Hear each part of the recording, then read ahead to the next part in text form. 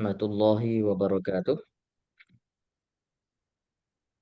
Alhamdulillahi rabbil alamin. Allahumma salli wa sallim wa barik ala sayyidina Muhammadin ibni Abdullah Mustafa Rasulillah miftahi babi rahmatillah adada ma fi ilmillah salatan wa salaman daimaini bidawami mulkillah wa ala alihi wa sahbihi wa mawalah amma ba'd. Subhanaka la ilma lana illa ma 'allamtana innaka antal alimul hakim. Qala rabbi shrah li sadri wa yassir li amri wahlul 'uqdatam min lisani yafqahu qawli.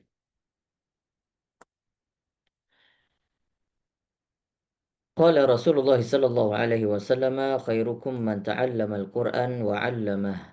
Wa qala aidan man salaka tariqan yaltamisu bihi 'ilma sahhalallahu lahu bihi tariqan ilal jannah. Atau kama qala Rasulullah sallallahu alaihi wasallam. Baik, hamdan wa syukran lillah, puji syukur kepada Allah Subhanahu wa taala yang telah memberikan kita kesempatan sehingga pada hari ini kita bisa dan salah dan salam kepada baginda Nabi sallallahu alaihi wasallam dan juga kepada keluarganya, kepada para sahabatnya dan juga kepada tabi'in serta para ulama yang serta menyampaikan ilmu sehingga sampai kepada kita sekarang, dan semoga Allah menggolongkan kita, memasukkan kita kepada golongan-golongan yang mengikuti para syuhada, tabi'in dan para anbiya dan juga mengikuti ajarannya sampai hari kiamat nanti. Baik, hari ini, pada malam hari ini kita akan melanjutkan kembali pembahasan masih tentang lauk pauk baginda Nabi sallallahu alaihi wasallam yang pernah dimakan oleh Rasul sallallahu alaihi wasallam sebagai temannya roti. Maka di dalam beberapa hadis dalam bab ini termasuk lumayan banyak hadis yang disampaikan atau yang dibahas oleh Al-Imam At-Tirmidzi sampai 38 hadis. Maka pada malam hari ini masih melanjutkan terkait dengan bab lauk pauk yang pernah dimakan Nabi oleh Nabi sallallahu alaihi wasallam. Hadis ke-176. Baik. Qala al-musannif rahimahullahu taala wa nafa'ana bihi wa bi'ulumihi fid dharain amin amin ya rabbal alamin ila an qala حدثنا الحسن بن محمد الزعفراني حدثنا يحيى بن عباد عن قليح بن سليمان قال أخبرني رجل من بني عباد يقول له عبد الوهاب ابن يحيى بن عباد عن عبد الله بن زبير An Aisyah radhiyallahu anha, berkata ibunda Aisyah radhiyallahu anha, ini hadis yang diriwayatkan oleh Sayyidah Aisyah, beliau berkata, maka nadh-dhira'u bi ahabbil lahmi ila Rasulillah sallallahu alaihi wasallam. Kemarin kita sudah bahas termasuk yang disukai yang sering dimakan Nabi atau salah satu lauk pauk yang pernah dimakan Nabi adalah lengan depan daripada kambing. Apakah Nabi sallallahu alaihi wasallam karena suka bagian lengan depan? Bukan. Nah, ini diberikan alasannya oleh Sayyidah Aisyah. Bukan jadi alasan bahwasanya Nabi itu suka daging bagian depan. Walakinnahu kana la yajidul lahma illa ghibban. Karena Nabi itu jarang-jarang makan daging kambing, ya. Jadi illa ghibban itu jarang sekali, sesekali. Wa kana ya'jalu ilaiha. Dan seandainya itu matang dan Nabi Shallallahu alaihi wasallam pertama mencicipi bagian daripada lengannya karena itu yang lebih awal atau lebih cepat matang. Li'annaha a'jaluha nudjan. Karena bagian lengan kambing itu, bagian depan ya maksudnya, itu adalah bagian yang paling cepat matangnya. Sehingga Nabi Shallallahu alaihi wasallam memilih bagian depan itu bukan karena suka, tapi karena jarang-jarang mendapatkan kambing, makan daging, akhirnya kalau ada masakan dimasaki oleh istrinya atau dimasakin oleh para sahabat, maka Nabi Shallallahu alaihi wasallam mencicipi lebih awal supaya apa? Pertama, menghargai orang yang memasak dan ingin memberikan bahwasannya Nabi Shallallahu Alaihi Wasallam begitu sangat menunggu-nunggu apa yang dimasak itu, sehingga Nabi Shallallahu Alaihi Wasallam itu duluan langsung mengambil makanan yang duluan matang, dan yang duluan matang kalau daging itu ya bagian lengan daripada kambingnya. Itu alasannya yang dikemukakan oleh Sayyidah Aisyah. Di dalam hadis yang lain, haddatsana Mahmud bin Ghailan, haddatsana Abu Ahmad, haddatsana Mis'ar, qala sami'tu syaikhan min Fahmin. Qala sami'tu Abdullah bin Ja'far radhiyallahu anhu yaqulu sami'tu Rasulullah sallallahu alaihi wasallam yaqul, bahwasannya dari Abdullah bin Ja'far berkata, aku pernah mendengar Rasul sallallahu alaihi wasallam berkata, inna atyabal lahmi lahmuz zahri. Sesungguhnya yang paling bagus, ini kata Rasul ya, kualitas daging yang paling bagus menurut Rasulullah nih, lahmuz zahri, yaitu daging di bagian punggung. Nah, ini ternyata versi Rasulullah. Kalau mau lihat daging yang berkualitas itu, ambillah daging di bagian punggung. Nih, ternyata Rasulullah kalau dikatakan favoritnya ya daging bagian punggung. Cuman karena duluan matangnya bagian lengan, ya sudah bagian lengan dulu. Nah, kalau dilihat ini yang enaknya mungkin nanti Rasul Shallallahu Alaihi Wasallam memberikan kepada sahabatnya. Nah, ini yang favoritnya bahkan diberikan kepada yang lain. Karena di bagian punggung juga kita lihat itu bukan bukan cuman istilahnya bukan hanya daging saja, tapi bercampur dengan lemak, ada tulang-tulang rawannya dan lain sebagainya. Nah, itu yang disenangi oleh Rasul Shallallahu Alaihi Wasallam. Jadi bercampur. Jadi tidak hanya bukan hanya daging-daging saja, daging tok Anda. Dalam hadis yang lain dikemukakan haddatsana Sufyan bin Waqi' haddatsana Zaid bin Hubab an Abdullah bin Muammal an Ibn Abi Mulaikah an Aisyah anna Nabiy sallallahu alaihi wasallam qala ni'mal idamul alkhal. Ini sudah kita bahas kemarin bahwasanya Nabi sallallahu alaihi wasallam mengatakan sebaik-baik lauk itu adalah cuka. Kita sudah kemukakan alasannya kemarin. Haddatsana Abu Quraib Muhammad bin Ala haddatsana Abu Bakar bin Ayyash an Thabit Abi Hamzah Al-Thumali عن الشعبي عن أم هاني قالت دخل علي النبي صلى الله عليه وسلم فقال أعندك شيء. Oke, kita perhatikan hadis ini, sungguh menarik, luar biasa. Bahwa pada suatu ketika Rasul Shallallahu Alaihi Wasallam pernah masuk ke rumahnya Ummu Hani, salah satu sahabiah yang merupakan juga sepupu daripada baginda Nabi Shallallahu Alaihi Wasallam. Maka Rasul Shallallahu Alaihi Wasallam masuk ke rumah Ummu Hani. Apa kata Rasul? A'indaki syai'un. Kalau kita lihat, ketika Nabi meminta sesuatu, kebanyakan memakai isim nakirah. Kalau ini dari tatanan segi kebahasaan, bahasa Arab. Jadi kalau ada sesuatu syai'un, dia tidak memakai alif dan lam, itu disebut nakirah. Kalau al-syai'u, a'indaki al-syai'u, tulisannya berarti itu menunjukkan sesuatu yang ma'rifah atau sesuatu yang lebih spesifik. Berarti Nabi pengen sesuatu yang sesuai dengan keinginannya. Tapi kita lihat dari segi redaksinya saja, Nabi Shallallahu Alaihi Wasallam memakai isim nakirah yang menunjukkan Nabi tidak pilih-pilih. Kalau meminta sesuatu, ya apa saja. A'indaki syai'un, apakah ada sesuatu yang bisa dimakan di rumahmu? Apa saja boleh. Nah, kemarin ini kita sudah bahas, kita sudah spill sedikit, kita sudah sedikit menyinggung tentang ini.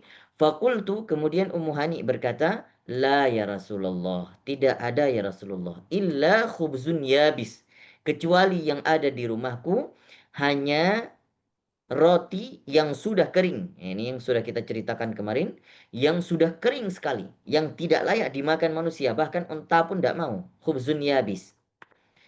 Wa khallun, dan juga cuka. Faqala, kemudian Nabi sallallahu alaihi wasallam berkata, ya Salm, ya Hani, hati, minta, bawa sini, dekatkan kepadaku.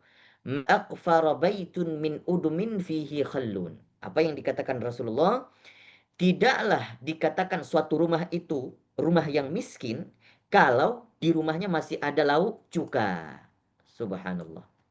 Jadi Nabi Shallallahu Alaihi Wasallam Ketika dikatakan Ummu Hani, "Tidak ada apa-apa ya Rasulullah, cuman ada roti kering cuman sama cuka aja dan itu juga tidak layak engkau makan." Tapi apa yang dikatakan Rasulullah, "Sudah tidak apa-apa, berikan kepadaku." Bukan rumahmu itu bukan dikatakan masih apa namanya tergolong dalam keadaan rumah miskin kalau seandainya cuka itu masih ada. Nabi Shallallahu Alaihi Wasallam menyenangkan hati Ummu Hani. Siapa saja yang dihadapi oleh Rasul Shallallahu Alaihi Wasallam selalu berusaha untuk idkhalul ifrah, memasukkan rasa senang kepada siapa saja yang ditemui siapa saja yang diajak bicara, lawan bicaranya, temannya, sahabatnya, dan para istri-istrinya, sehingga begitulah akhlak mulia daripada baginda Nabi Sallallahu Alaihi Wasallam. Tidak pernah milih-milih. Haddatsana Muhammad bin Musanna, haddatsana Muhammad bin Ja'far, haddatsana Syu'bah an Amr bin Murrah, an Murrah al-Hamdani, an Abi Musa, an Nabi Sallallahu Alaihi Wasallam, dari Nabi Sallallahu Alaihi Wasallam berkata, "Fadlu Aisyata 'ala nisa'i ka fadli tsaridi 'ala sairi ta'am." Ah, ini sebenarnya bukan hadis yang menunjukkan kepada apa yang pernah atau apa yang disukai, makanan yang disukai oleh Rasulullah, tapi ini menunjukkan bahwa ada makanan yang seperti ini yang pernah dimakan oleh Rasulullah. Tapi redaksinya adalah untuk memuji Sayyidah Aisyah. Apa kata Rasul? Fadlu Aisyah 'alan nisa, kata Nabi, kelebihan Aisyah, Sayyidah Aisyah daripada istri-istri yang lain, kafadli tsarid, seperti seperti kelebihan sarid. Sarid ini adalah makanan seperti bubur. Bisa dikatakan seperti bubur ala sairi ta'am, daripada makanan-makanan yang lain. Jadi kalau dihidangkan makanan-makanan yang lain, itu ada sarid yang di tengahnya, di antara makanan-makanan yang lain, maka Rasul Shallallahu Alaihi Wasallam mengumpamakan Aisyah itu seperti sarid. Sarid itu biasanya bisa dimakan di awal makan atau di akhir. Jadi itu kayak seperti appetizer atau dessert. Nah, ini sarid. Jadi dia itu kayak bubur. Nah, kalau kita lihat gambarnya, kita lihat sebentar. Nah, ini ini sarid. Jadi sarid itu bukan bukan bubur, afwan. Sarid itu adalah seperti campuran roti yang sudah dipotong-potong di dalamnya, tapi ada kuahnya. Ini kalau kita lihat gambarnya, ada kuahnya dan juga kuahnya itu terkadang ada campuran zaitun, ada campuran kacang kuning dan juga ada daging-dagingan. Nah, sedangkan rotinya itu langsung dipotong-potong ke dalamnya biar lembek. Nah, itu namanya sarid. Jadi Nabi Shallallahu Alaihi Wasallam juga pernah memakan jenis makanan yang seperti ini, disebut dengan sarid. Kemudian dalam hadis yang lain dikatakan haddatsana Ali bin Juhujr, haddatsana Ismail bin Ja'far, haddatsana Abdullah bin Abdurrahman bin Ma'mar Al-Ansari Abu Tuwalah, annahu sami'a Anas bin Malik, dari Anas bin Malik berkata meriwayatkan hadis ini, yaqulu qala Rasulullah sallallahu alaihi wasallam, Nabi sallallahu alaihi wasallam berkata, fadlu Aisyah 'ala nisa'i ka fadli tharidi 'ala sa'iri ta'am. Redaksinya sama.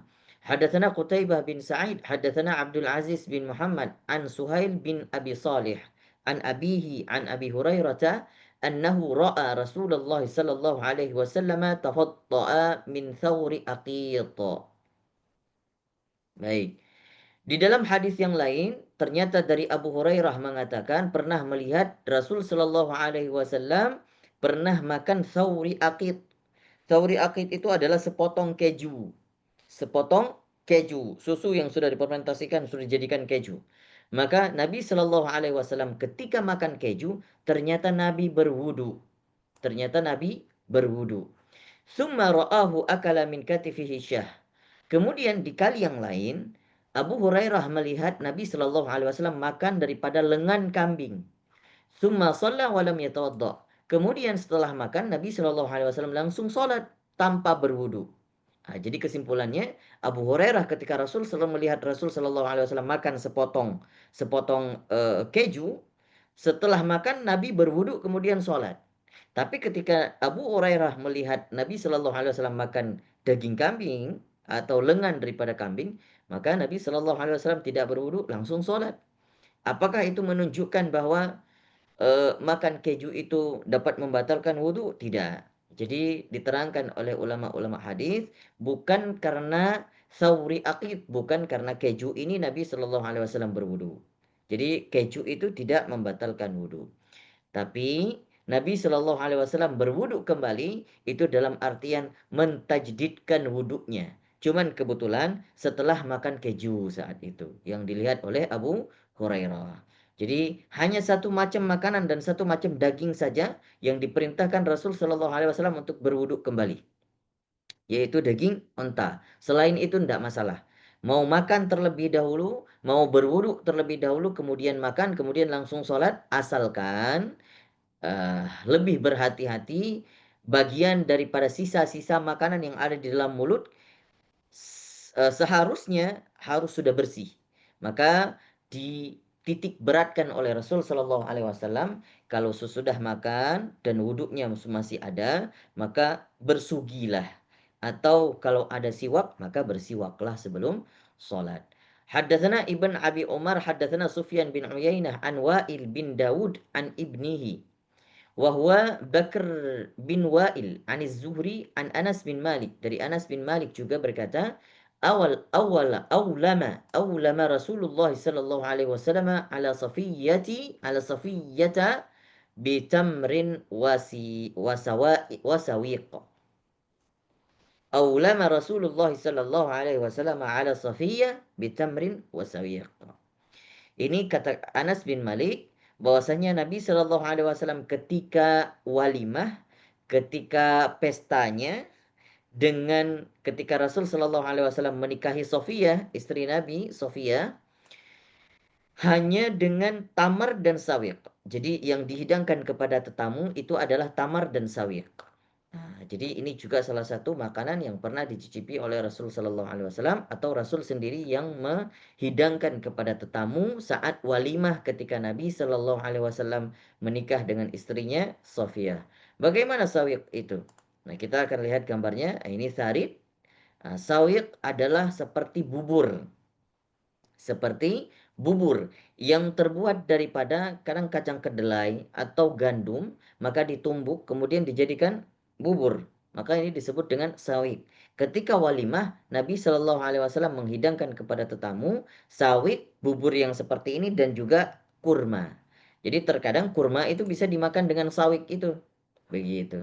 Jadi itulah makanan-makanan yang ada di zaman atau masa Nabi yang pernah dicicipi oleh Rasul Shallallahu Alaihi Wasallam.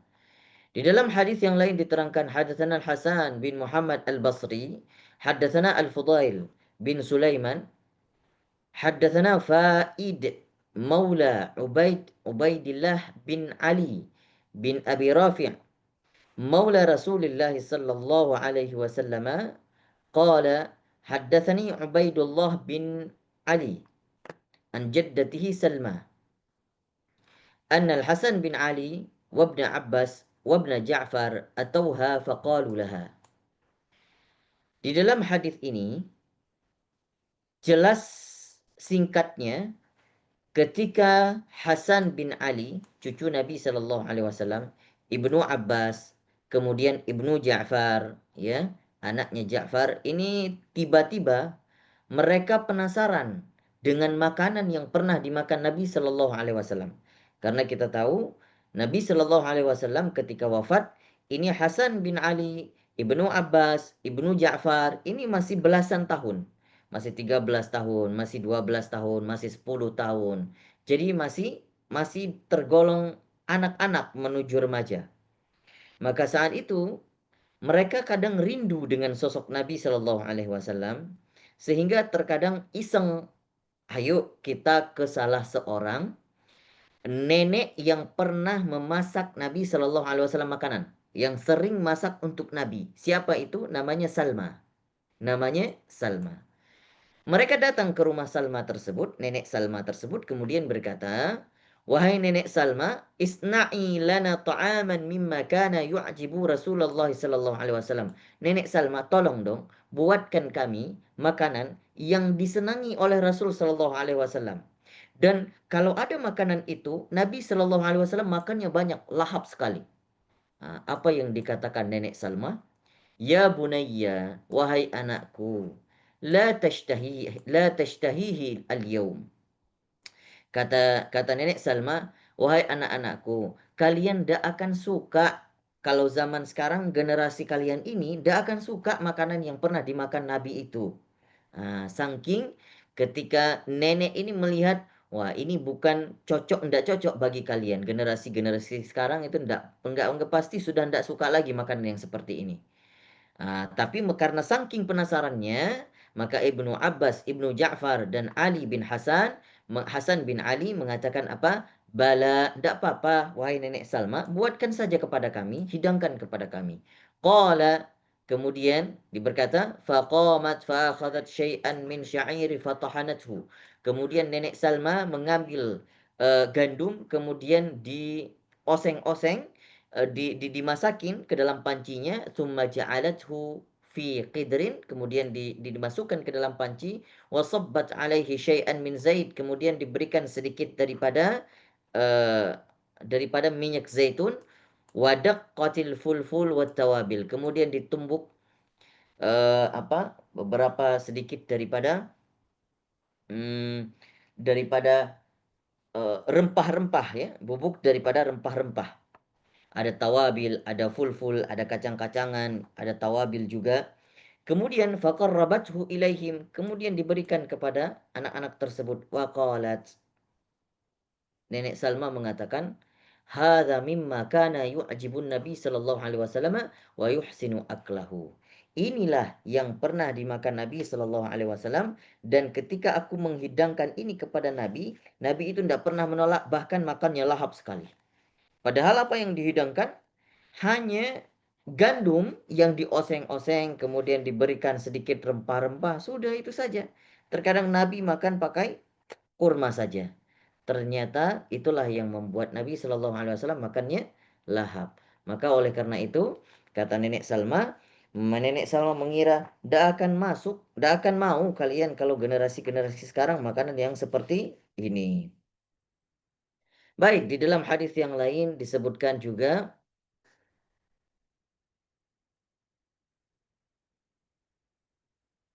satu hadis lagi, 185.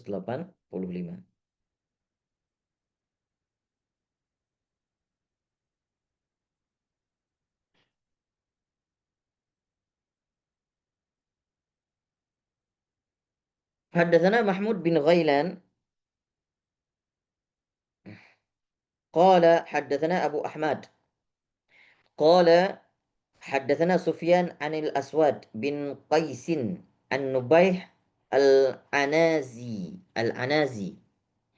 عن جبير بن عبد الله الأنصاري قال أتانا النبي صلى الله عليه وسلم في منزلنا فذبحنا له شاه فقال كأنهم علموا أن نحب اللحم وفي الحديث قصة. Nah, di dalam hadis ini sebenarnya ada kisah yang diceritakan bahwasanya Nabi Shallallahu Alaihi Wasallam datang ke rumah seorang sahabat yang namanya Jabir bin Abdullah Al-Ansari. Jabir bin Abdullah Al-Ansari.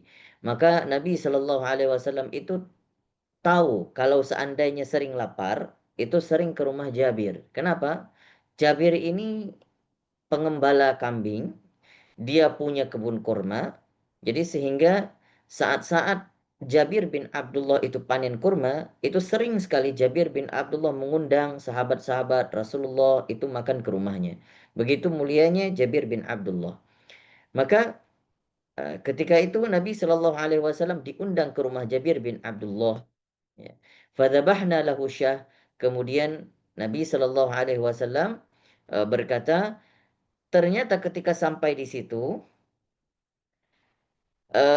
Jabir bin Abdullah sudah apa? Sudah bersiap-siap untuk menyembelih seekor kambing.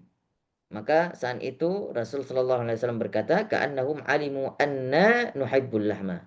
Seakan-akan mereka tahu bahwa yang sedang kami pengen sekarang ini, yang sedang kami ngidam-ngidam adalah daging daging kambing atau daging yang akan disuguhkan oleh Jabir bin Abdullah. Di dalam riwayat yang lain diceritakan juga ketika pada suatu ketika Abu Bakar kemudian keluar dan kemudian bertemu dengan Umar bin Khattab.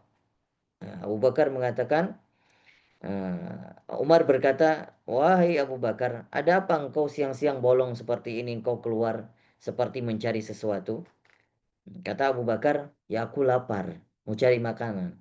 Kemudian bertanya kepada sahabat Umar, "Engkau wahai Umar, ada apa engkau siang-siang bolong juga seperti orang mencari-cari sesuatu?" Kata Umar, "Ya sama, aku juga lapar." Maka kata Abu Bakar, "Ya sudah, ayo mari kita cari-cari makanan bareng-bareng." Nah, ternyata di tengah perjalanan sahabat Abu Bakar, sahabat Umar melihat Rasul Shallallahu Alaihi Wasallam juga seperti kecarian, seperti ingin mencari sesuatu. Bertanyalah, "Wahai Rasulullah, apa yang kau cari? Seakan-akan engkau sedang mencari sesuatu. Kenapa siang-siang seperti ini? Tidak biasanya keluar." Maka Rasul Shallallahu Alaihi Wasallam berkata, "Aku juga lapar. Aku lapar." "Oh ya sudah, sama-sama lapar." Rasul Shallallahu Alaihi Wasallam langsung mengajak ke rumah Jabir. "Ayo ke rumah Jabir." Nah, kalau ke rumah Jabir, insya Allah ada makan. Maka sampai di sana, istri Jabir menyambut Rasul Shallallahu Alaihi Wasallam, senang hati rasanya disinggahi oleh Rasul Shallallahu Alaihi Wasallam dan dua sahabat yang mulia. Maka saat itu Rasul Shallallahu Alaihi Wasallam bertanya, "Mana suamimu? Mana Jabir bin Abdullah?" "Sedang di kebun," kata istri daripada Jabir. Kemudian saat itu tidak lama kemudian Jabir pun pulang dan melihat ada Rasul Shallallahu Alaihi Wasallam di rumah. Kemudian Jabir mengambil setangkai, apa bukan setangkai, sesisir daripada kurma dan juga menyembelih satu kambing, dan saat itu pun langsung dimasak. Kata Jabir kepada istrinya, "Wahai istriku, langsung masakin saja kepada Rasulullah, kita hidangkan."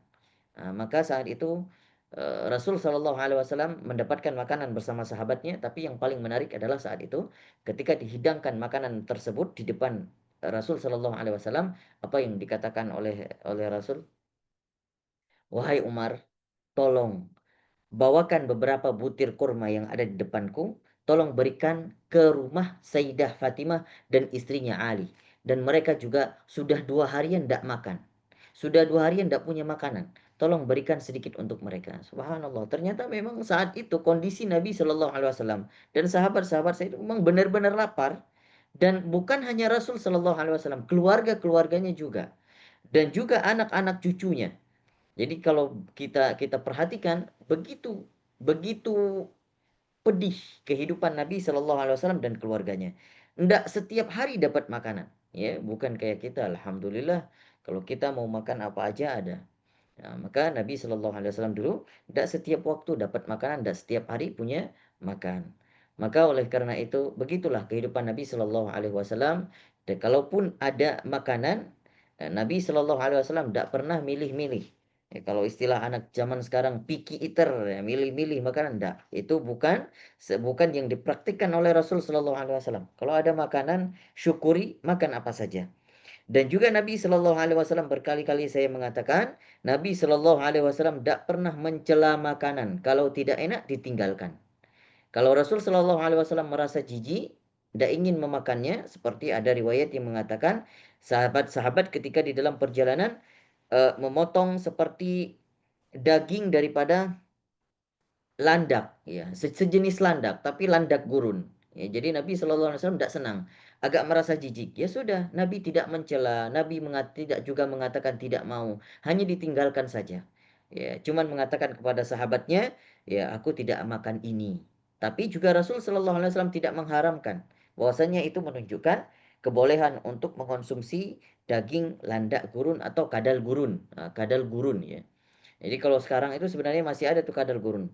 Proteinnya luar biasa, banyak sekali. Itu kadal gurun masih sekarang masih juga diproduksi. Kalau kita lihat, kalau kita pergi ke daerah Arab atau di Saudi yang bagian pesisir gurun, yang bagian gurunnya, ya, yang dia bagian daerah gurun. Baik, saya rasa ini yang dapat kita paparkan pada malam hari ini. Cukup 10 hadis saja yang kita bacakan. Insya Allah akan tinggal sekitaran 10 hadis lagi yang insya Allah akan kita khatamkan di pertemuan ke depan terkait dengan lauk pauk yang pernah dimakan oleh Rasul Sallallahu Alaihi Wasallam. Maka kita simpulkan Nabi Shallallahu Alaihi Wasallam itu juga pernah makan daging burung, daging ayam, kemudian daging kambing, bagian lengannya, kemudian tadi ada tharid, kemudian juga tadi ada wasiq, ya, ada bubur gandum, ada tharid, ya, tharid kuah-kuahan seperti kuah-kuahan yang di dalamnya sudah dipotong roti-roti. Kemudian juga Rasul Shallallahu Alaihi Wasallam pernah makan cuka, menjadikan lauk pauknya daripada cuka, kemudian menjadikan lauk pauknya daripada tamar, daripada kurma, dan juga sejenis daripada yang manis-manis, dan juga daripada madu, dan juga Nabi Shallallahu Alaihi Wasallam pernah mengkonsumsi daripada sejenis daripada daging burung, ya, daging hubaro, ya. Dan banyak lagi yang insya Allah akan kita bahas di beberapa pertemuan ke depan. Akan kita lihat apalagi yang pernah dimakan oleh Rasul Shallallahu Alaihi Wasallam. Dan menarik kalau kita lihat kehidupan Rasul Shallallahu Alaihi Wasallam, ya, dari segi makanan ataupun dari segi beberapa hikmah-hikmah hukum juga dikatakan Rasul Shallallahu Alaihi Wasallam itu daripada adab makannya itu biasanya sering berwuduk terlebih dahulu, sehingga kalau datang waktu sholat itu tidak wuduk lagi, cuman mungkin bersugi saja atau bersiwak saja kemudian langsung sholat. Baik, itu yang dapat kita paparkan. Semoga bermanfaat. Insya Allah semoga kita bisa mengikuti sunnah-sunnah Nabi Shallallahu Alaihi Wasallam. Dan kalaupun ada makanan-makanan yang sejenis yang pernah dimakan oleh Nabi Shallallahu Alaihi Wasallam atau sedikit sama, ya, kalau kita rasa kalau cuka atau acar ada cukanya, kemudian ada tamar, ada kurma, kemudian ada coklat-coklat yang tadi dikatakan masih sejenis daripada yang manis-manis, maka jangan lupa kita meniatkan untuk mengikuti sunnah Nabi Shallallahu Alaihi Wasallam atau makan sesuatu yang ada kuahnya. Karena Nabi Shallallahu Alaihi Wasallam juga pernah makan yang sari tadi yang ada kuahnya. Maka jangan lupa juga meniatkan karena mengikuti sunnah baginda Nabi Shallallahu Alaihi Wasallam. Jadi kalau kita melihat sebenarnya setiap perjalanan kehidupan kita, setiap langkah daripada kaki kita itu selalu terikat dengan sunnah-sunnah Nabi. Maka yang jangan luput daripada kita adalah meniatkan daripada segala setiap langkah yang kita ayunkan, setiap aktivitas yang kita perbuat, maka jangan lupa meniatkan ini untuk ittiba'ur Rasul, mengikuti Nabi Shallallahu Alaihi Wasallam supaya menjadi pahala dan semoga kita diingat oleh Rasul Shallallahu Alaihi Wasallam, inilah hamba-hambaku, inilah umat-umatku yang pernah mengingatku. Bukan hanya salawat saja. Salawat itu sudah menjadi kewajiban kita seharusnya. Tapi juga mengikuti sunnah-sunnah Nabi, memilih daripada sunnah-sunnah Nabi, itu hal yang menjadi Rasul Shallallahu Alaihi Wasallam mengingat kita. Dan semoga Nabi Shallallahu Alaihi Wasallam memberikan syafaat kepada kita di yaumil akhir nanti. Barakallahu fikum, wallahu a'lamu bishawab. Baik, saya buka sedikit sesi diskusi. Izin Silakan kalau tanya, ada Tad. yang Eh, izin tanya. Kalau yang disebut oleh sahabat-sahabat Nabi yang dikatakan ini, apakah itu termasuk hadis juga atau gimana, Tad, itu, Tad? kalau yang dikatakan oleh Nah, oleh ini kan banyak perkataan yang sunnah yang dilakukan Rasul, terus yang disampaikan oleh sahabat-sahabat Rasul semua nih kan. Ini kan nggak Rasul nggak ngomong, cuman apakah itu hadis atau hanya sekedar sunnah aja atau gimana, tuh, Tad? baik, baik, baik. Baik, itu penting. Kalau seandainya kalau seandainya disampaikan oleh para sahabat dan saat itu Nabi Shallallahu Alaihi Wasallam masih hidup, artinya para sahabat menyampaikan informasi bahwa Nabi Shallallahu Alaihi Wasallam pernah melakukan seperti ini, seperti ini, seperti ini, dan Nabi saat itu masih hidup. Itu menjadi sebuah hadis. Itu menjadi sebuah hadis. Tetapi kalau seandainya diriwayatkan oleh seorang sahabat, yang sahabat itu mungkin tidak lagi hidup di zaman Nabi Shallallahu Alaihi Wasallam, artinya Nabi sudah wafat. Masih ada sisa-sisa sahabat yang masih tergolong di generasi sahabat.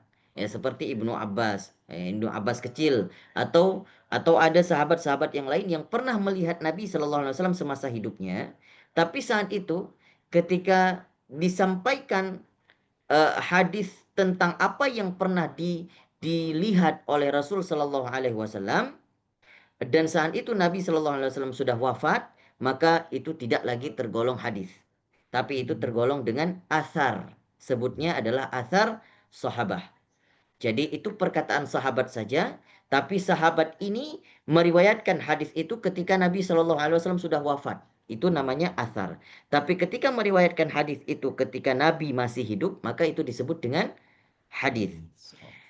Asar sahabah, asar sahabah itu juga kuat, ya.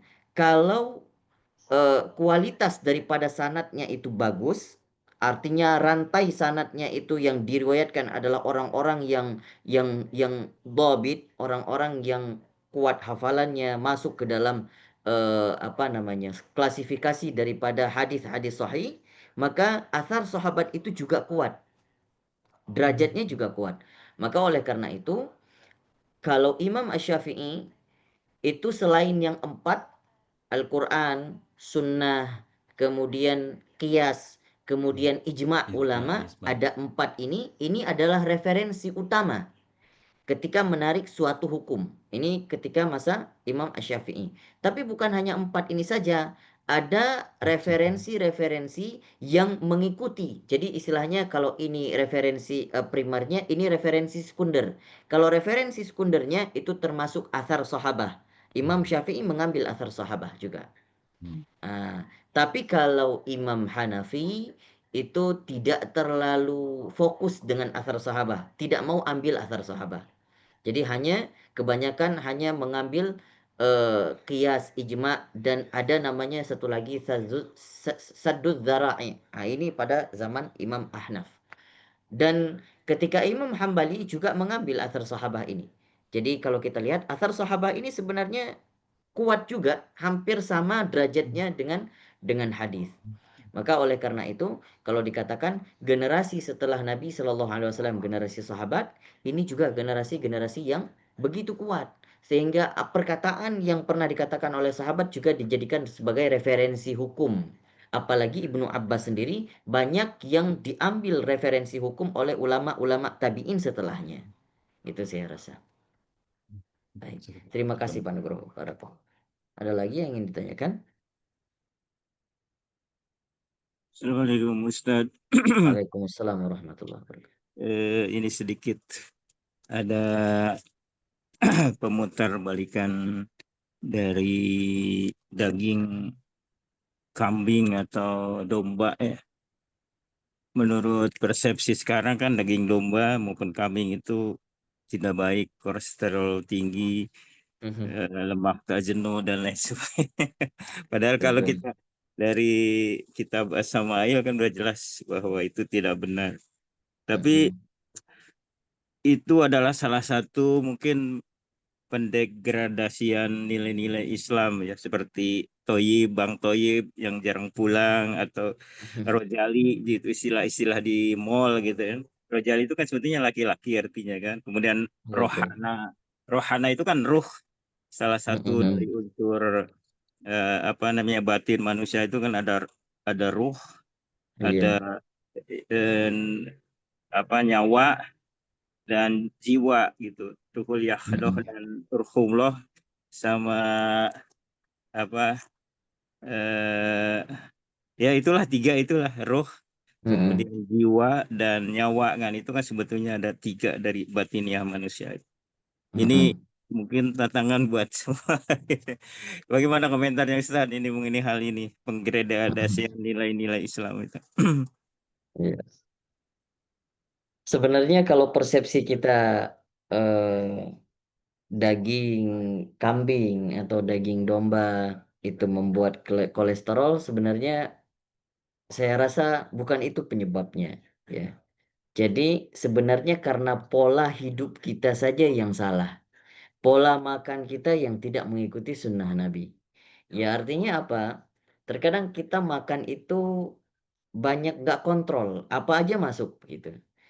Apalagi setelah makan itu terkadang bawa baring, terkadang nggak ada olahraganya tidak cukup. Jadi istilahnya sebenarnya itu adalah bom waktu yang pada saat itu kita terkena penyakit. Padahal kita sudah menyicil penyakit itu puluhan tahun yang lalu bahkan. Kalau mungkin dari awal kita nggak mungkin makan daging kambing langsung kolesterol, nggak mungkin pasti. Ya.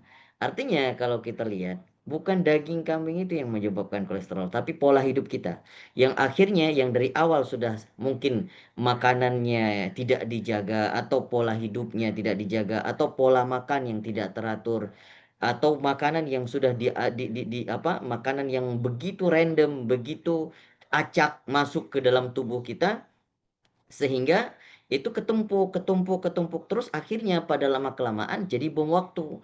Ketika saat itu terjadi, makanan makanan yang kita makan seperti adanya potensi kolesterol seperti kambing ini, saat kita makan itu, itulah terjadinya penyakit yang datang di tubuh kita. Kenapa? Ya karena pola hidup kita yang tidak benar sebenarnya. Kalau kita lihat Nabi Shallallahu Alaihi Wasallam dan para sahabat, yo habis makan bukan baringan, rebahan kayak kita itu jauh sekali pola hidupnya jauh dengan kita. Makanya saat mereka makan daging kambing, hal yang seperti ini nggak masalah bagi mereka. Kalau kita lihat nih mungkin kalau kita sering menyalahkan daging kambing, kambingnya jadi marah. Bukan mereka yang salah sebenarnya, ya kita yang salah. Ya, kita yang nggak tahu cara jaga pola makan dan lain sebagainya. Itu yang saya rasa dan saat Nabi Shallallahu Alaihi Wasallam ketika kita melihat ternyata Nabi Shallallahu Alaihi Wasallam pernah makan iga bakar, pernah makan daging kambing, pernah makan daging yang begitu begitu banyak variannya dan itu enggak juga setiap hari, enggak juga setiap waktu. Bahkan terkadang bisa dikatakan 2 bulan, 3 bulan sekali, bahkan 1 tahun sekali. Jadi enggak sering. Ini cuman menggambarkan potret bahwasanya Nabi Shallallahu Alaihi Wasallam pernah makan hal-hal yang seperti ini. Tapi hanya sesekali saja. Ya, kalau kita lihat kehidupan kesehariannya apa? Kesehariannya sering nahan lapar, sedangkan dalam keadaan nahan lapar itu juga harus bekerja, harus berdakwah, harus menyampaikan seluruh pesan-pesan, juga harus subhanallah banyak aktivitas Rasul itu. Jadi bisa dikatakan 24 jam. Bahkan Rasul beristirahat hanya sebentar tengah malam bangun qiyamul lail dan kita tahu qiyamul lail Nabi bukan qiyamul lail kita tidak bisa menyamai bagaimana kualitas ibadah Nabi, tidak sanggup, luar biasa. Nah makanya ketika Nabi Shallallahu Alaihi Wasallam makan hal-hal yang seperti ini itu adalah hal-hal yang sangat jarang terjadi. Dan kebiasaannya apa? Kebiasaannya makan yang sederhana sekali. Bahkan hanya tamar saja, hanya kurma saja. Bahkan tidak ada makanan, cuman satu bulan itu cuman makan tamar sama kurma sama air minum. Air mineral. Udah itu saja. Ya, bahkan ketika Nabi Shallallahu Alaihi Wasallam sering-seringnya dengan Sayyidah Aisyah, kalau tidak ada makanan ya puasa. Besoknya tidak ada makanan lagi, puasa lagi. Subhanallah, begitulah Nabi Shallallahu Alaihi Wasallam. Nah, maka kalau ada makanan yang seperti ini, saya rasa nggak akan membuat penyakit bagi Nabi Shallallahu Alaihi Wasallam. Ya, kalau mungkin kita mengikuti bagaimana pola kehidupan Nabi, insya Allah kambing itu bukan jadi potensi untuk membuat kita kolesterol, bukan juga rematik dan lain sebagainya. Baik, saya rasa itu. Terima kasih Pak Ibkar. Afwan.